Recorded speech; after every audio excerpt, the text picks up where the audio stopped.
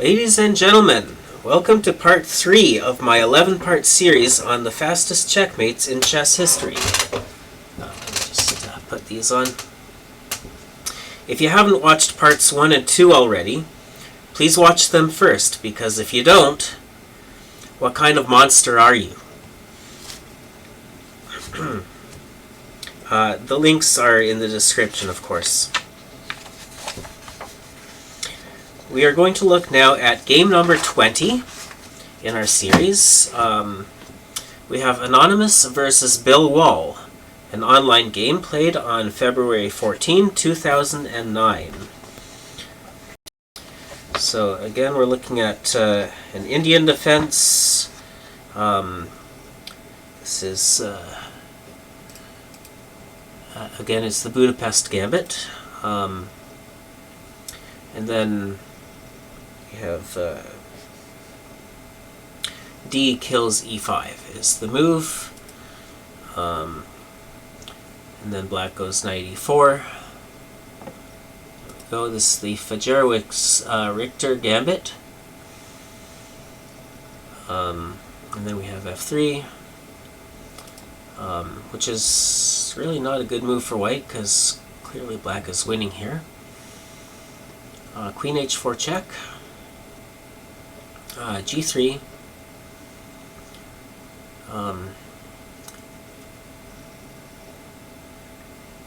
Bishop e4 check. Knight d2. Which is also a mistake because now black's even more winning. Black goes knight kills g3. You can see why this is winning for black. And then h kills g3 is the next mistake. So now black has a mate in 1 with queen kills g3 mate. So yeah, nothing he can do there. Game 21 is Larry Taro versus Bob Neale, Puget Sound League, 1940. It starts off the same, except instead of knight e4, we do knight g4, which is the normal variation. Then we have e4, which is the Alekhine variation. Knight kills e5. Knight e2.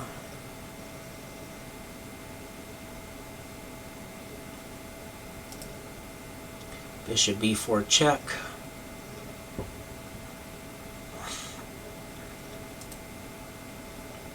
Bishop d2, which is a mistake. Now black has mate in 1 with knight d3 mate. Another smothered mate.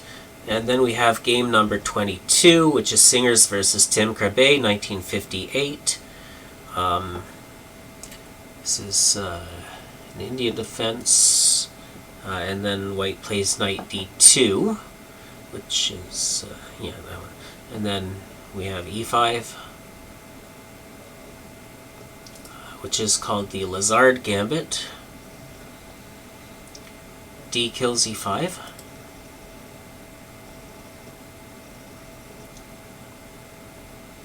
Knight g4. Knight gf3.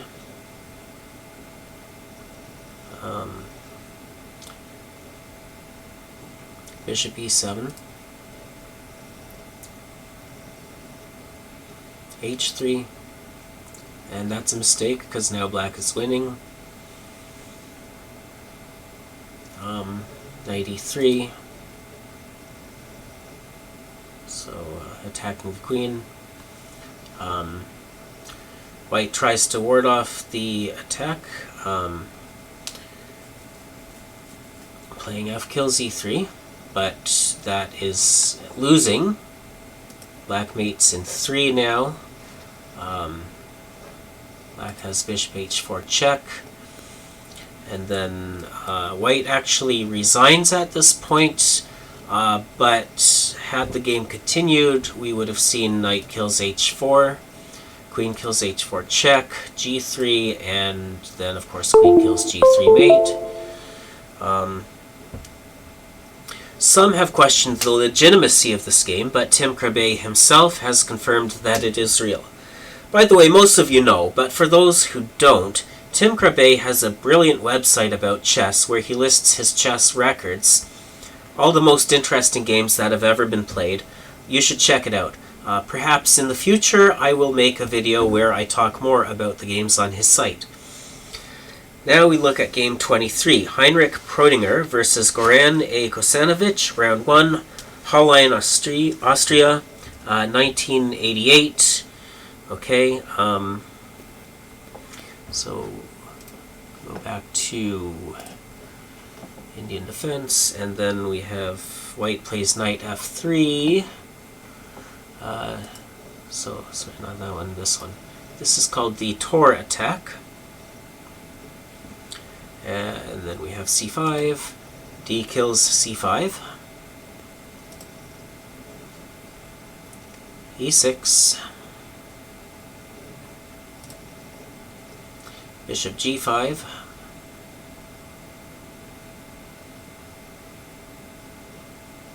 uh-oh, oh, I don't know, that might be okay.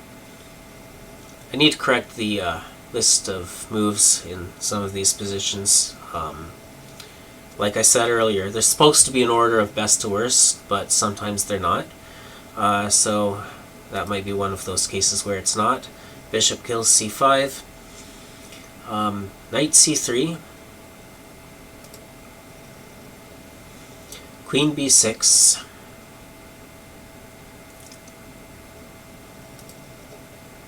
Bishop kills f6.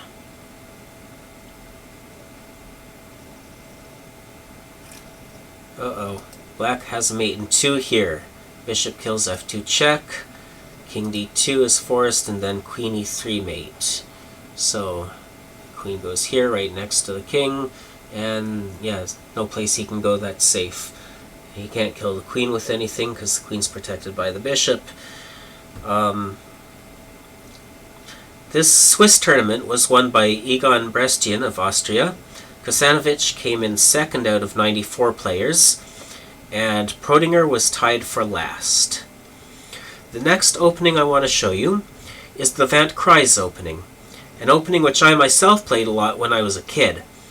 The idea is that you want to open up lines for your queen. Let's just go all the way back here. Van Kryze is e3, actually.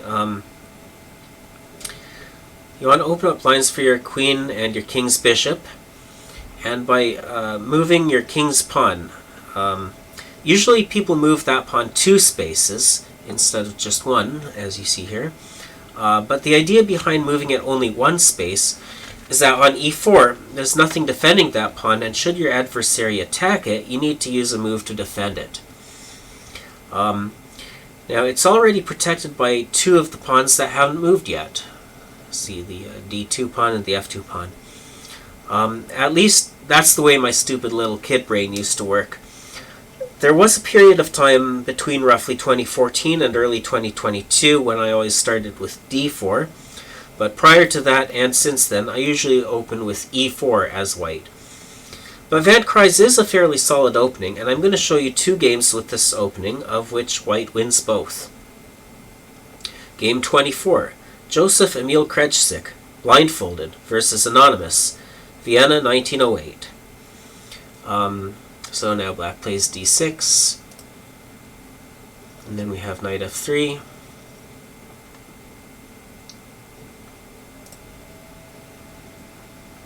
Knight d7.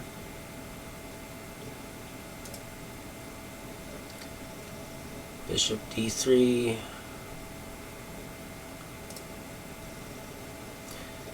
b6.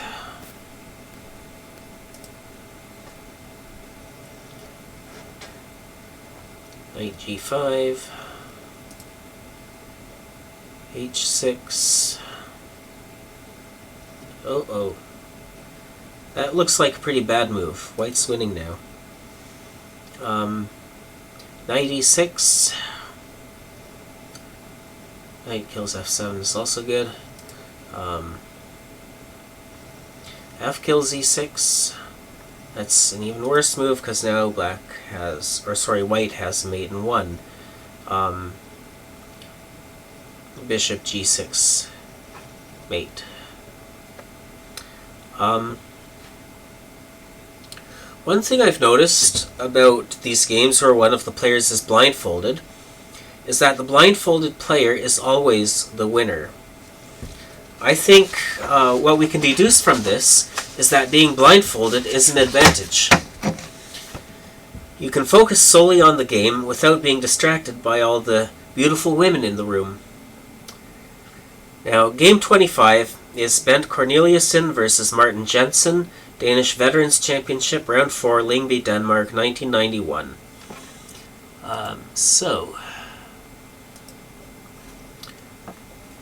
E3, E5, C4. This transposes to the Bremen defense in the English opening. And then you have C5, knight C3, knight E7,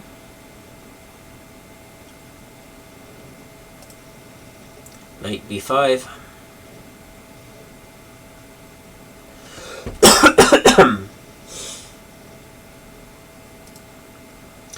D5. Now, Queen A4 seems like a crazy move, but white is taking a chance that black won't notice that he's threatening mate in a couple of different ways, and it's really hard to see how to avert both threats. So, now at this point, black has noticed that white is threatening mate with the knight and the queen working together. The queen is coming after the king on this diagonal, and black cleverly blocks the queen attack by playing bishop d7. And then white wins anyway, because after knight d6 mate, the king is stuck and has no place to go. It's a smothered mate. And that stupid bishop sitting there on d7 is preventing the queen from guarding the d6 square. So yeah, he brought about his own demise just by putting that bishop there. The next opening I want to show you is the Cornstalk Defence, also known as the Ware Defence. There's just one game in this video with this opening, game 26. Bill Wall versus Bridgemen, Internet 1996. It starts with e4, and then we have a5, which is the Cornstalk Defence. And then bishop c4, h5. Bridgeman clearly has no idea how a chess game should be started. He's moving his pawns on the outside edge of the board instead of his center pawns like he's supposed to. This makes him very weak, and Wall will take advantage of this weakness by playing queen f3.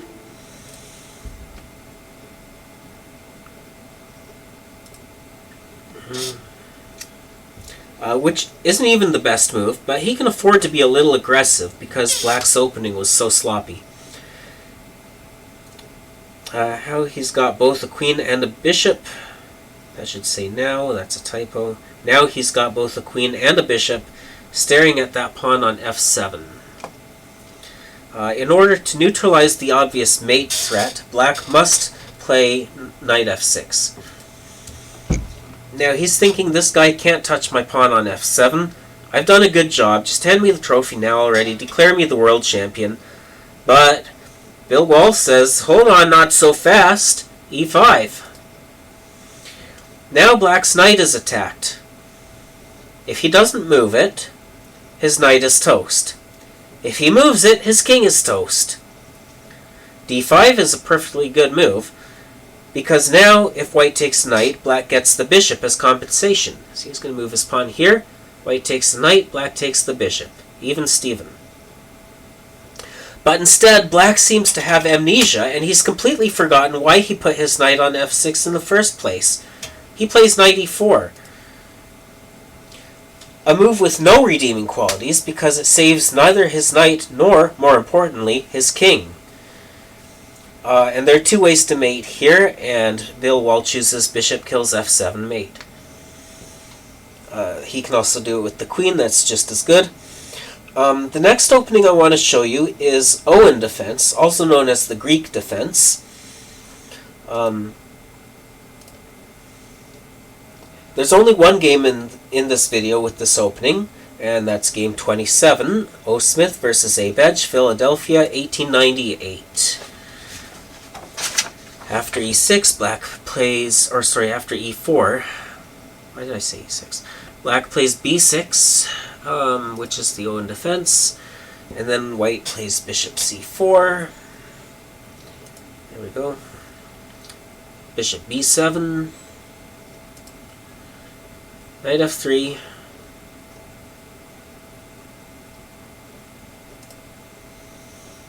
bishop kills e4.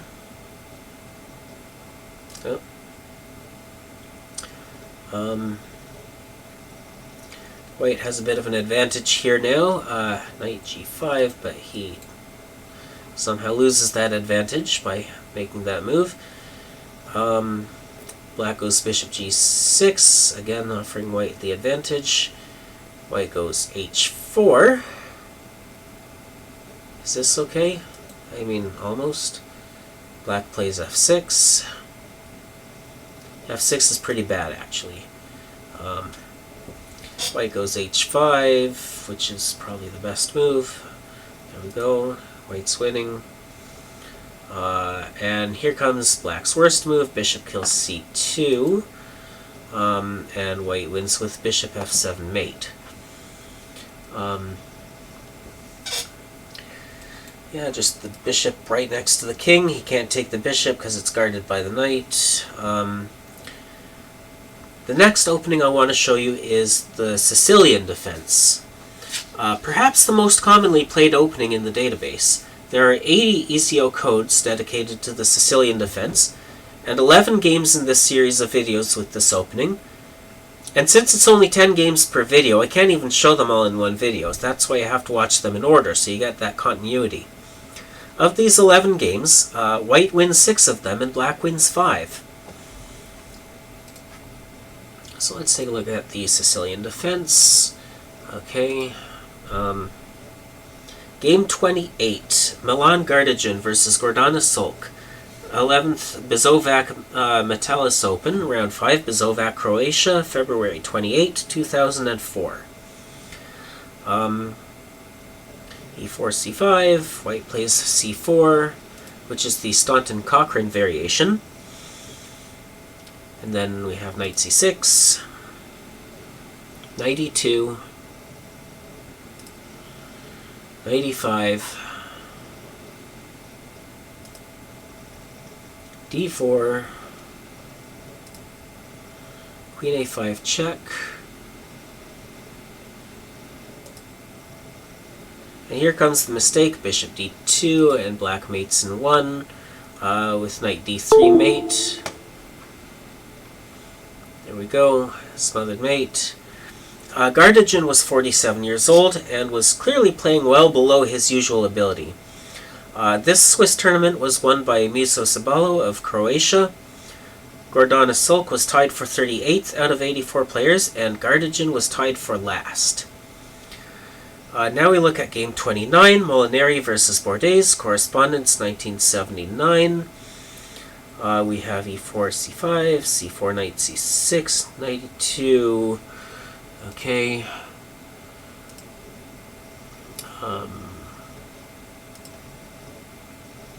Knight f6. Knight bc3. There we go. Knight b4. Oh, way down there. Okay. And then white plays g3, which is a mistake. Black has a mate in 1 with knight d3 mate. There we go. And this concludes part 3 of my 11-part series on the fastest checkmates in chess history. Please watch part 4. The link is in the description.